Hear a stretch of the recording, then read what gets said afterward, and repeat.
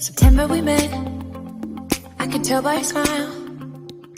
सादिया आबिद के YouTube channel पर खुश आमदीद। आज की इस वीडियो में हम सादिया आबिद के खुसूसी तौर पर ईद उल अज़हा के हवाले से लिखे गए नावल कुर्बानी की राह में की 5वीं किस्त आप सबकी बसारतों और समातों की नज़र करने जा रहे हैं, इस उम्मीद के साथ कि आपको हमारी ये काविश पसंद आएगी। वीडियो को लाइक करें और चैनल को सब्सक्राइब करना मत भूलें। आपको ज़्यादा इंतज़ार करवाए बिना नावल की 5वीं किस्त शुरू करते हैं। नावल कुर्बानी की राह में मुसन्निफ़ा सादिया आबिद 5वीं किस्त। बस अब उठ जाओ लड़कियों और जाकर सो, बाकी पैकिंग कर लेना। इरम के लिए और लाइबा के लिए वो जो कुछ खरीद कर ला रहे थे साथ ही पैक भी करते जा रहे थे कि इन चारों को हिदायत देती आगे बढ़ी और बेटे को देखकर वालेहाना अंदाज में से देखती इसकी तरफ आ गईं।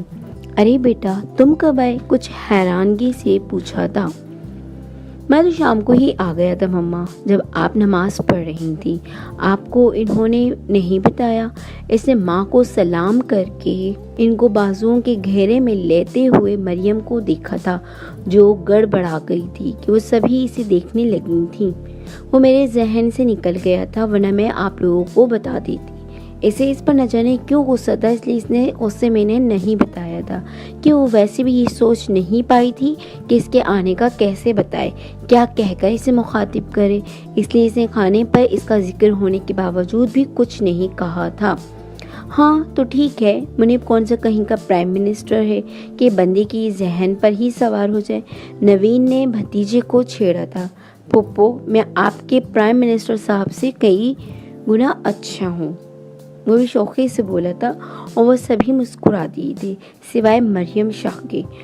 वो वहाँ से भागने का सोच रही थी। मम्मा कुछ खाने को दे दें, मुझे सख्त भूख लगी है। आते ही सो गया था, अब भूख से बुरा हाल हो रहा है। वो मरियम के कंफ्यूज हो जाने वाले चेहरे से निगाह हटाकर बोला था। भाभी आप जाकर आराम कर लें, मुनीब को खाना मैं दे दूंगी, नवीन उठते हुए बोली थी और वो सोने चली गई थी। बैठो तुम, कहाँ चल दी? अनम ने मरियम को रोकना चाहा था मगर वो रुकी नहीं। मैं अब सोऊंगी, मुझे नींद आ रही है।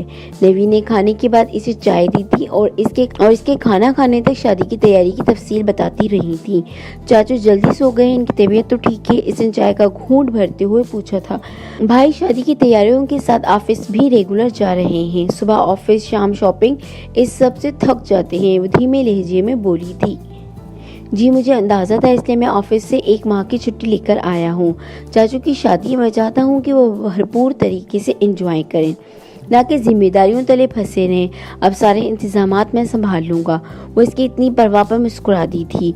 इसके बाद सारे इंतज़ामात इसने संभाल लिए थे, फर्नीचर से लेकर क्रॉकरी तक, और कपड़े भी कि वो हर रोज़ इन लोगों को नहीं ले जा सकता था। और इस पर इरम को तो कोई एतराज़ नहीं था कि मुनीब की चॉइस नहायत आला थी।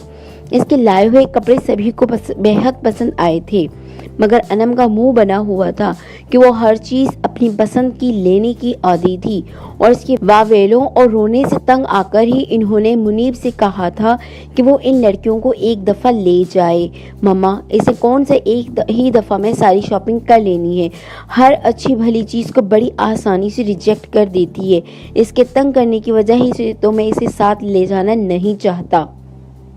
मैं चाचू के साथ चली जाऊंगी, वो तब कर बोली थी। तुम्हें बिगाड़ने में चाचू का ही हाथ है, वो कुछ गुस्से से बोला था। मम्मा वो ठुनकी थी।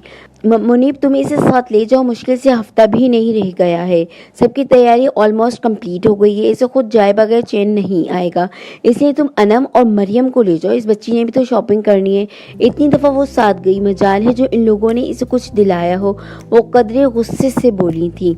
भाभी मरियम ने हमारे बहुत कहने पर भी कुछ नहीं लिया कि वो अनम से कहीं ज़्यादा चूजी लगती है मुझे।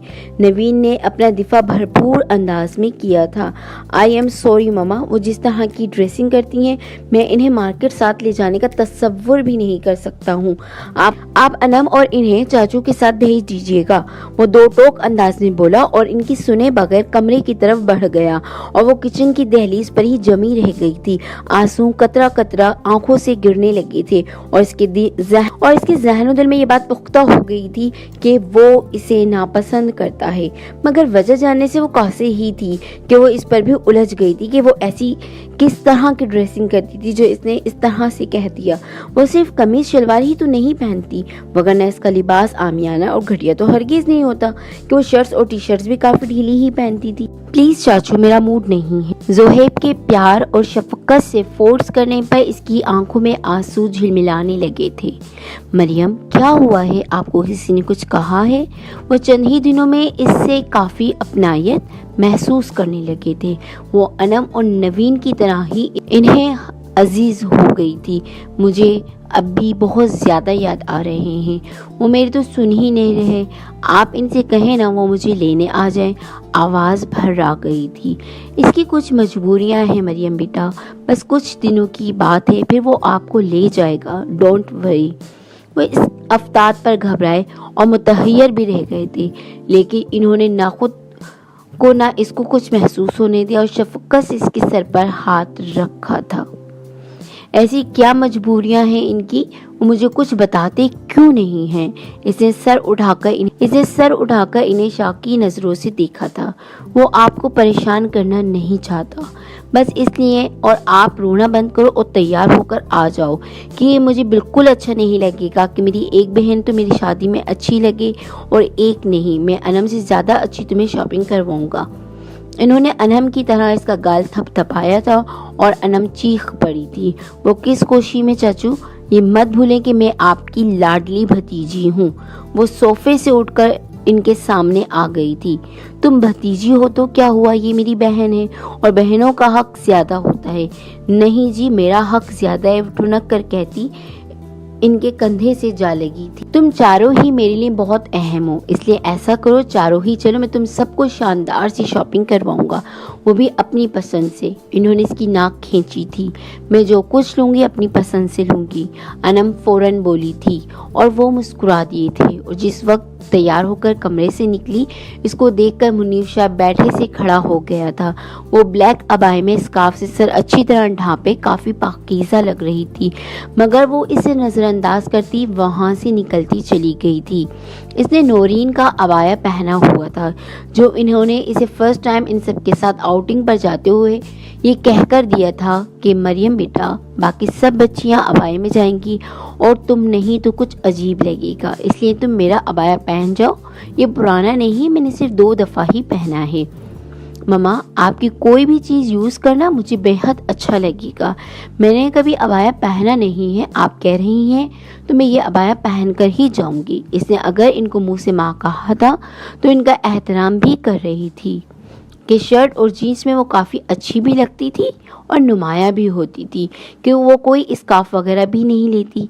मगर इन्होंने सोच लिया था कि वो धीरे धीरे से मशरकी लिबास की तरफ ले आएंगी, कि वो मगरबी लिबास ज़रूर पहनती थी मगर घटिया नहीं। इसके बाद वो इन लोगों के साथ कहीं भी गई थी तो अबाए में ही गई थी। मुनीब, तुम कहीं जा रहे हो? इन दोनों के बैठने के बाद इन्होंने ड्राइविंग डोर खोला ही था कि इन्हें मुनीब आता दिखाई दिया और वो इसके करीब आते ही पूछ बैठे, जी चाचू, वो अहमद की तरफ जा रहा हूँ। इसने बचपन के दोस्त का नाम लिया था जिसे अब जब भी मिल पाता था जब छुट्टी गुजारने हैदराबाद आता था। यार, अहमद की तरफ कल चले जाना, अभी तुम अनम को मार्केट तक ले जाओ। सच इस वक्त बहुत थका हुआ हूँ, मगर अनम को इनकार नहीं कर सका था। इसने इनके खूबरू चेहरे पर थकन के आसार देखे थे और मैं आपको इनकार नहीं कर पा रहा हूँ, मगर अपनी लाडली से कह दें जो ख़रीदना हो जल्दी ख़रीदे। इसने इनको इनकार करना ही नहीं था कि इन दोनों में चाहे वो बहुत ज़्यादा बेतकल्लुफ़ी थी मगर वो इनका बहुत एहतराम करता था।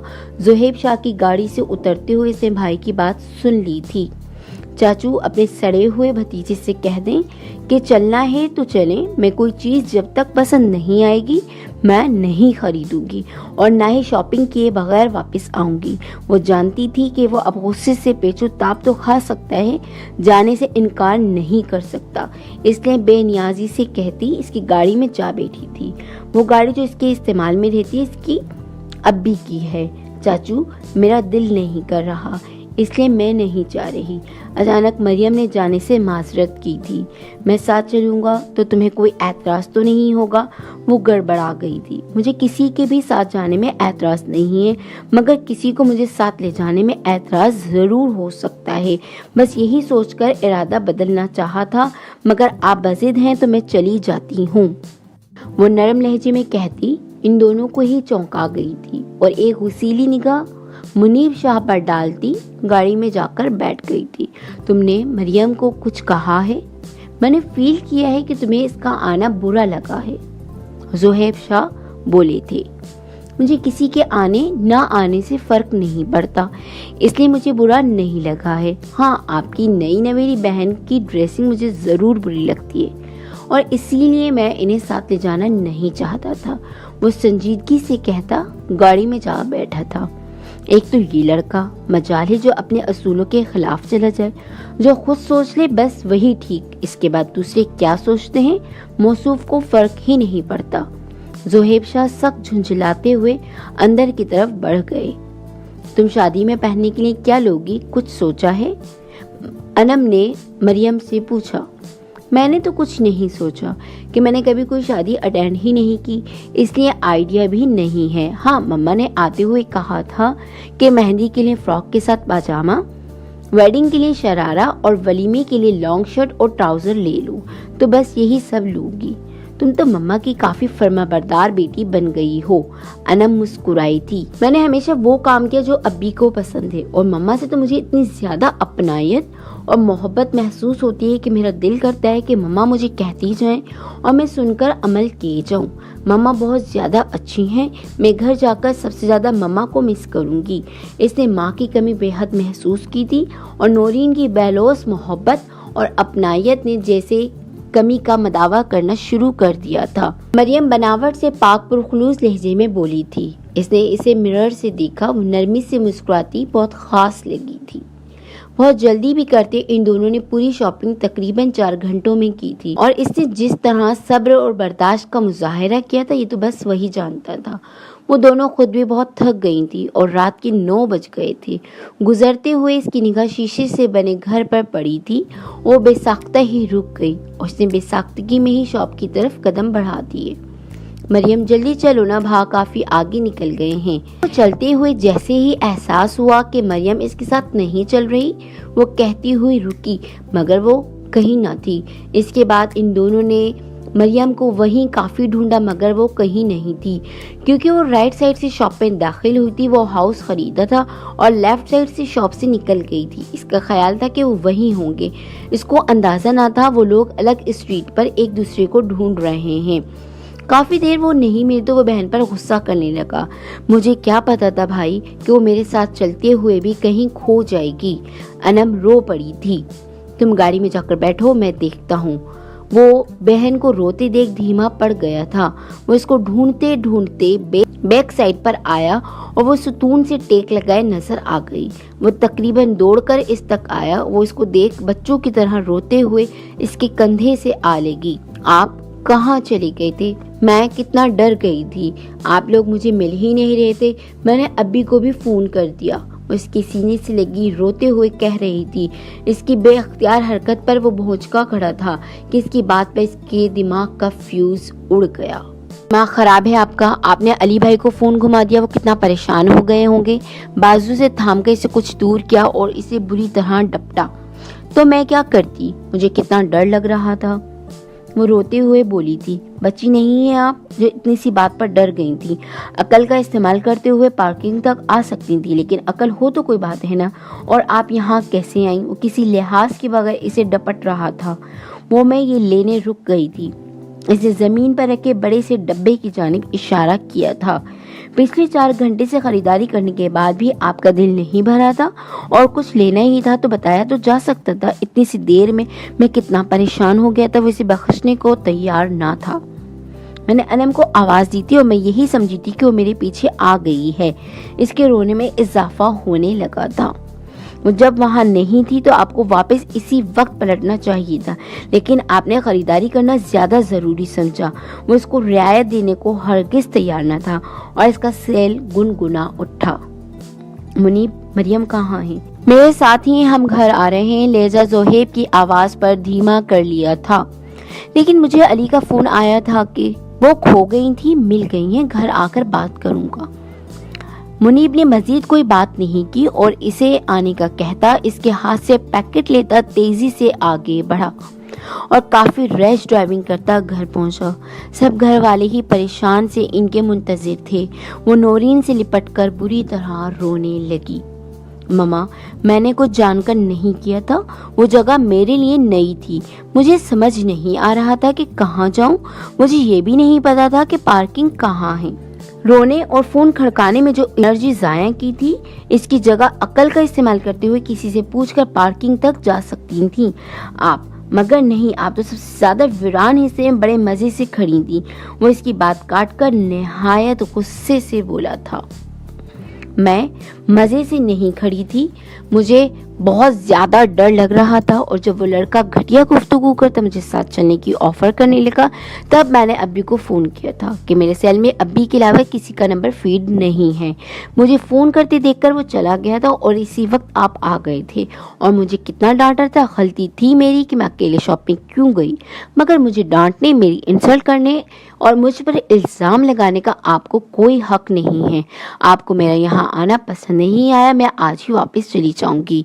وہ ایک ہی سانس میں بہت کچھ کہتی تقریباً دوڑ کر وہاں سے چلی گئی، اور ماں اور چاچو کی ملامتی نگاہیں اس کی شرمندگی یکدم بے حد بڑھ گئی۔ آئی ایم سوری ماما، آپ تو جانتی ہیں نا غصہ مجھ سے کنٹرول نہیں ہوتا۔ سوری مجھ سے نہیں، مریم سے کرو، اس بچی کو نہ جانے کتنا ڈانٹ دیا ہے تم نے، انہوں نے بیٹے کو خفگی سے دیکھتے ہوئے کہا تھا۔ بھائی نے مجھے بھی اتنی بری طرح ڈانٹا تھا، جبکہ میری تو کوئی غلطی بھی نہیں تھی، انا منہ بسور کر بولی تھی۔ آفت کی پرکالا، شکایت کی پوٹلی بعد میں نہیں کھول سکتی تھی؟ دیکھ رہی ہو میں معصوم پہلے ہی خون خوار نگاہوں کی زد میں ہوں۔ اس نے خجالت مٹانے کو بہن کو گھرکا تھا، مگر وہ کب کسی سے کم تھی۔ ہاں تو آپ کو بھی ڈانٹ تو پڑنی چاہیے کہ آپ ہر وقت غصے میں بھرے کسی پر بھی برس جاتے ہیں۔ وہ خفگی سے بولی تھی۔ منیب، تمہیں مریم سے کوئی پرابلم ہے؟ ان کی نگاہیں سوالیاں تھیں۔ نہیں ماما، میں وہ صفائی دیتا کہ زہیب درستگی سے بولنے لگے۔ تمہیں پرابلم ہے، اس کی موجودگی میں تم نے سب کے ساتھ کھانا پینا چھوڑا ہوا ہے، آج تم نے اسے ساتھ لے جانے سے منع کر دیا۔ اس پر غصہ ہونے یا ڈریسنگ پر سوال اٹھانے کا تمہیں کوئی حق نہیں ہے کہ تم دنیا سنوار نہیں سکتے، تم مریم کو تبدیل ہونے کے لیے نہیں کہہ سکتے۔ ہاں تم خود اپنی نگاہ اور کردار کی حفاظت کر سکتے ہو کہ تمہارا خود پر بس چل سکتا ہے، نہ کہ دوسروں پر۔ وہ کافی درستگی سے اور کافی صاف گوئی سے بولے تھے کہ وہ بےحد نرم مزاج کے حامل شخص تھے، مگر جب غصہ آتا تھا تو مقابل کو بالکل نہیں بخشتے تھے۔ زہیب منیب سے پہلے ہی خفا تھے کہ جب مریم نے علی شاہ سے واپس بلانے کی التجا سی کی تھی، اور وہ تو بہت مجبوری میں اسے انجان لوگوں میں بھیج چکے تھے۔ منیب کا رویہ عجیب بھی لگا تھا تو وہ درگزر کر رہے تھے، مگر آج برداشت جواب دی گئی کہ وہ مریم کو زیادہ نہیں جانتے، مگر جتنا جان پائے ہیں وہ کافی نرم خو لگی، اور اس کا غصے میں آنا انہیں یہی لگا کہ وہ اس کے رویے سے ہی ڈس ہارٹ ہو گئی تھی۔ چاچو، مجھے اپنی ناگواری اور غصہ چھپانا نہیں آتا، بس اس لیے میں اپنے گرم مزاج کے سبب مریم کے ساتھ بہت برا رویہ اختیار کر گیا، ورنہ آپ نے اور مریم نے ٹھیک کہا کہ انہیں کچھ کہنے کا مجھے کوئی حق نہیں ہے۔ میرے رویے سے آپ سب کو ایسا لگا کہ میں ان کے آنے سے خوش نہیں ہوں، تو میں اپنے رویے پر غور کرتے ہوئے تبدیلی لانے کی کوشش کروں گا۔ وہ بہت ضبط سے بول رہا تھا، انہوں نے اسے اتنی درستگی سے پہلی ہی دفعہ بات کی ہوگی۔ وہ ڈانٹ پٹ کرنے والے انسان نہیں تھے، غصے میں نرمی سے ہی پیش آتے تھے، لیکن اس وقت وہ اس لیے بھی کنٹرول کھو گئے کہ جب علی شاہ نے ان سے فون کر کے مریم کے فون کا بتایا تھا تو وہ کافی پریشان ہو گئے تھے کہ انہوں نے دوست کی مجبوری سمجھتے ہوئے اس کی محبت میں بہت بڑی ذمہ داری اٹھائی تھی، اور کہاں کا غصہ کہاں اور کیسے نکل گیا تھا۔ وہ مزید کچھ کہتا کہ زہیب شاہ کا فون بج اٹھا، اور انہوں نے علی شاہ کے نمبر پر لگائی مخصوص رنگ ٹون کی آواز پر پہلی فرصت میں کال ریسیو کر لی۔ ڈونٹ وری علی، مریم مل گئی ہیں۔ وہ چھوٹتے ہی بولے تھے، آئی نو، اس سے بات ہوئی ہے میری، بہت رو رہی تھی، ضد کر رہی تھی کہ میں اسے لینے آ جاؤں۔ وہ ٹھیک ہے نا زہیب؟ وہ بالکل ٹھیک ہے، نئی جگہ تھی، انم وغیرہ کا ساتھ چھوٹا تو کچھ ڈر سی گئی، تم پریشان نہ ہو، دوست کو بھرپور انداز میں تسلی دی تھی۔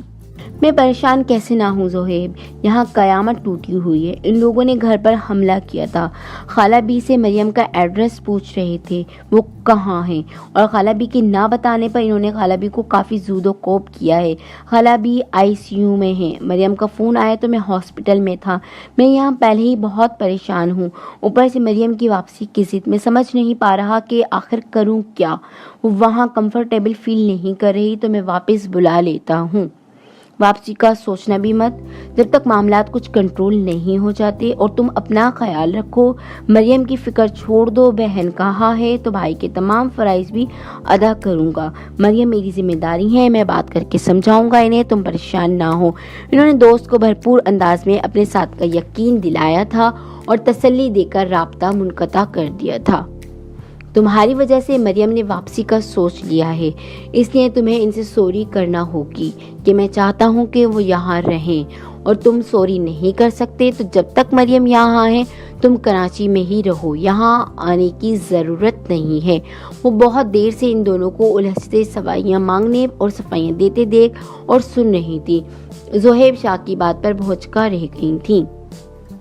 چاچو، آپ مجھ سے معافی مانگنے کو کہتے تو میں مانگ لیتا، آپ کی شرط کے بعد میں ایسا اب ہرگز نہیں کروں گا۔ منیب، ماں کی آواز پر وہ لب بھیج گیا تھا۔ میں نے تم سے پہلے معافی مانگنے کو ہی کہا تھا، شرط تو بعد میں رکھی، لیکن میں بھول گیا تھا کہ تم بہت بڑے ہو گئے ہو، خود فیصلے کر سکتے ہو، ہمارے کیے فیصلوں کو رد کر سکتے ہو۔ تم ابھی اسی وقت کراچی واپس چلے جاؤ، وگرنہ مجھے مریم کو لے کر وہاں جانا پڑے گا۔